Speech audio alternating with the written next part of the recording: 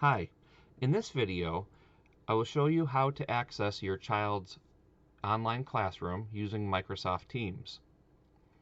After we've logged into Office 365 and gotten to our home screen, it's also called the dashboard, we're looking for the icon that says Teams.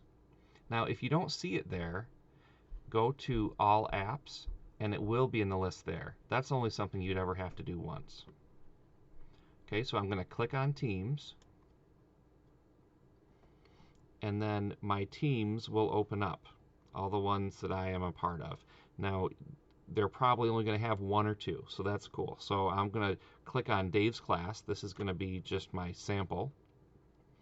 Okay, and this is what it kind of looks like. On the side, you'll see activity. If anybody posts something or the teacher posts something, you can see it here. You don't have to see it here, but this is one place it will look like. Chat is actually disabled for students, so you don't have to worry about that. Teams is the tab we're in right now, and that shows my team. Okay, the rest of this stuff I'm not going to really go over. I do want to bring your attention to the help guide. Most help guides, quite honestly, aren't very helpful. But in this case, if you go to help and training,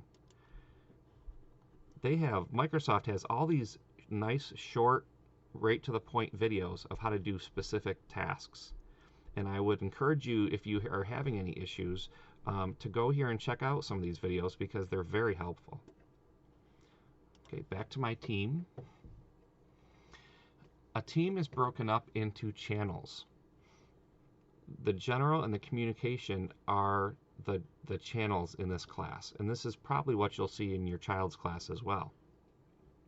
The general channel is where your student's teacher is going to post assignments or tasks or good mornings or whatever it happens to be. Okay, and this is just a sample of what that might look like. So there could be files attached. These are all attached files to a lesson. So this says what to do, and then here would be the files.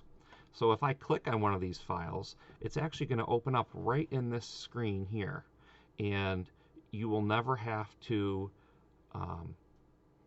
leave Teams. You'll be able to do everything right in Teams, which is kind of nice. Okay, for the reason that this is where the material will be, students are not able to type messages in this channel, and it's just to kind of keep the clutter down so that you can get to the assignments and the work that you need quickly. Okay, the communication channel, however, is not that way.